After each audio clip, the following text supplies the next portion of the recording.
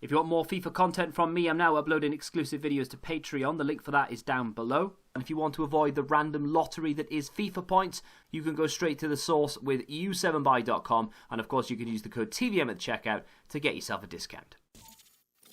What is going on, guys? TVM here. Welcome back to yet another player review. We have 87 rating Irving or Chucky Lozano of Mexico and now Napoli. 5-star skills and a 4-star weak foot.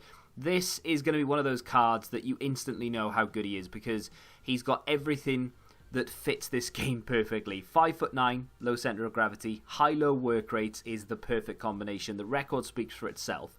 Let's go into the in-game stats and we'll have a look. Now, I've got a dead eye on him, and of course, every single player that I review, the chem style is entirely down to the individual. So if you feel like you'd benefit more from a balance boost or ball control boost or even a composure boost, then feel free to give him a sniper or even an engine or whatever you want. But as I don't play wingers, so you know, if I was to play him in a 4-3-3, maybe I would consider not giving him a dead eye because I wouldn't want to boost up the finishing as much. Then yeah, fine. But I don't play 4-3-3. I can't play it. I hate it. 4-1-2-1-2 is my go-to. It has been all year. Normally, I'll try different formations out, and I give it time, and maybe sometimes I'll adopt a new formation, but I can't do it for this FIFA for whatever reason. 4-1-2-1-2 is my meta. Now, that being said, he is going to be playing as a striker. And again, I know that might annoy a lot of people because you'll want to know what he's like as a winger, but I can give you some insight into that when we get into the clips. In terms of the stats, I mean, this guy is fast. 98 acceleration, 97 sprint speed, 98 agility. The balance is not that high, actually, considering he's only 5'9", and with insane agility as he has, you'd maybe expect the balance to be in the 90s, but it's not. It's very low 80s, so a lot of people they won't be put off by it, but you might be looking at that thinking, oh, well, I need to keep an eye on that, and maybe I'll need to boost it up, and that's entirely up to you, but you'll see exactly what he's like in-game, so you'll know whether to boost it or not. But 90 reactions, 87 ball control, 90 dribbling, and 82 composure. Again, you might feel the need to boost the ball control or even the composure. I don't really think the composure does much, but still, I just want to point out straight away, he is super responsive. I would not worry about boosting the dribbling stats from where I'm coming from. He is unbelievably responsive. Dragbacks are super quick, and he bursts out of the turn really, really well. You'll see it in the clips. He just spins around everyone as if they're not even there. It's almost like he's a ballet dancer at times. He's just pirouetting all over the pitch. His traits outside of the foot shot is quite good, even though he does have a very good weak foot now in 4-star.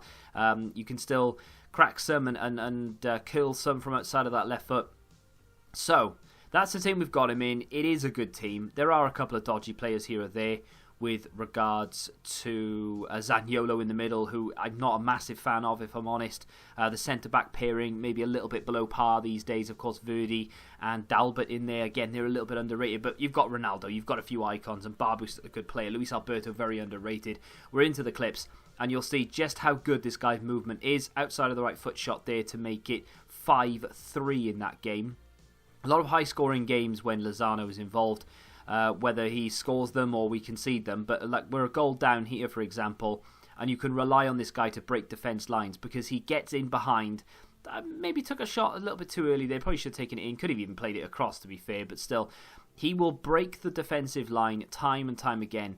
I played against a guy yesterday. I was just before I reviewed Lozano because I was using Correa. It was a massive shame because I would have tore the guy to pieces. He used such a high line, and it was time and time again I was getting in behind, but it was really irritating to me that I didn't have Lozano because it would have been so fun. But his ball control is so good, and because he has the 5-star skills, you can do the ball roll flick for days.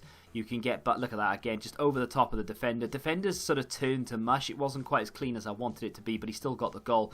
His strength is quite good as well, which is really weird. 64 strength on paper, and I've written it down as a negative, but I think it's because of how good he... Look, I mean, this again, he loses the ball. Muscles, who is that? Kanate off the ball? Gets in, it's Alaba. It's literally shapeshifter Alaba. And that is a... that is a thing. He has a very good card, shapeshifter Alaba, but Lozano running at him, he stood absolutely no chance. He couldn't keep up with him for pace. The ball control of Lozano was too good. Every time he did like a little skill move, like he did a little scoop turn or whatever it may be, or just a boost of pace there to get past him, he's just got no chance of catching him. So even the likes of, what is he, 88 rated, he just doesn't have any chance whatsoever of keeping him down, you know? Like literally, Lozano had him in his back pocket the entire game. And it wasn't even down to my opponent's ability. It was just that Lozano's ball control is too good. So if you do any skill move whatsoever, so long as you've got a little bit of space to burst into, he's gonna get by you time and time again. Look at it. I'm not even that good at skills, right? And these skills aren't necessarily that good. They're not 5-star skills. They're not difficult skills to pull off. But he's so good at doing it that it just sticks to his foot like glue. It is a joy. It really is a joy to use. And this card is currently coming in. What is it? About 130,000 coins, which a lot of people may find expensive. And yeah, he's only 87 rated, and a lot of people may look upon that as, oh, well, he's not going to be that good, or I'm going to need to upgrade him over time, or whatever it may be. But I think, and this is backed up, and I still need to find the article or the literature behind it, but EA have even said themselves, and they say this to their data analysts and the people who collect the data for player ratings. They literally say that the overall has no bearing on how good a card is. And it's kind of obvious when you think about it. Of course, you know, if they just slapped a 90 rated on Lozano and didn't improve the stats, he's not going to make him any better. It's just the sort of culmination of stats for that position. That's all that the rating is. I mean, look how many goals he's scoring. It's effortless almost. You know, I'm not even that good at the game, but it is effortless with him, and it's so much fun. And that's what's missing in this game, is fun. And I think Lozano, Correa is a very fun card. Go check out that review if you want to. But Lozano is one of those cards, like McGeady for me. If I give McGeady the ball, I just want to try and skill through people, run through them, and do stop turns and all the rest of it, and just try and get a goal. If I lose the game 5-1, but I've scored a really good goal and a fun goal with McGeady, I've still had fun in that game. And it's exactly the same with Lozano now that he has the 5-star skills. His heel-to-heels are really crisp.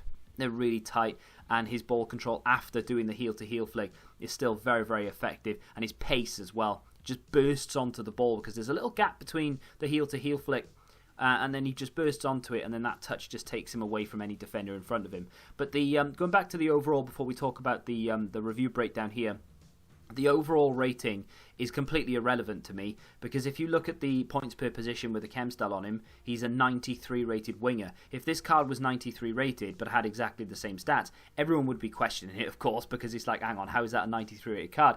But he would be more expensive because he's a higher rated card. Don't be put off by the overall. Now, in terms of the breakdown, there aren't really that many cons. I mean, like I said, the strength in itself, the strength isn't great. However, because he has great ball control and he's very quick, he can still barge through people, because it's the momentum that takes him into the player. And then the player's put off balance because you've just had someone run into you at great pace. So that is going to happen time and time again. And that will make you feel like the strength is a little bit better than what it actually is. So I wouldn't actually say it's that much of a con, but it definitely is if you're static and you can't get out of I don't know, you've got 2 or 3 players around you, and then one of them comes up to you. You are going to get muscled off it. But if you're running at pace, not a problem. Long shots, to be fair, and you know, this is my fault, I didn't really take that many because I was more obsessed with trying to Ronaldinho my way into the penalty area, that I didn't really look at taking that many long shots. I mean, for me, a long shot is like edge of the penalty area and beyond, right?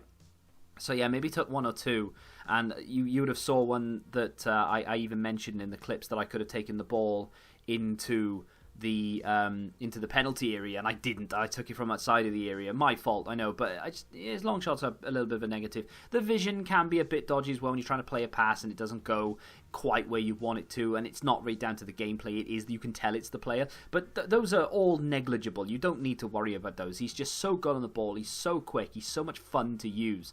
And I have put him in a class 2, and of course he's super meta. That's the new system we've got above the class. Is he meta? Yes, and I'll say that for every player, whether they are or whether they're not. There's not going to be any fence for me. I'm going to say yes or no to the meta. Class 2 for me is, what that means is basically he's in like the top 30% of players in the game. He's knocking on the door of the top 10%. But he's not quite there yet. If he were to get one more card on top of this, whether it be, I doubt he'll get a team of the season, but might get like a, what is it, like a festival of football? Do they do? Is that festival of foot or whatever?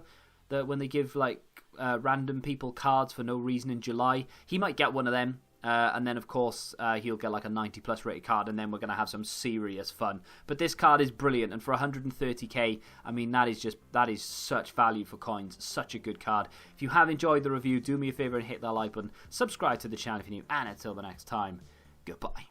Football Index. The game changed. Download the app now.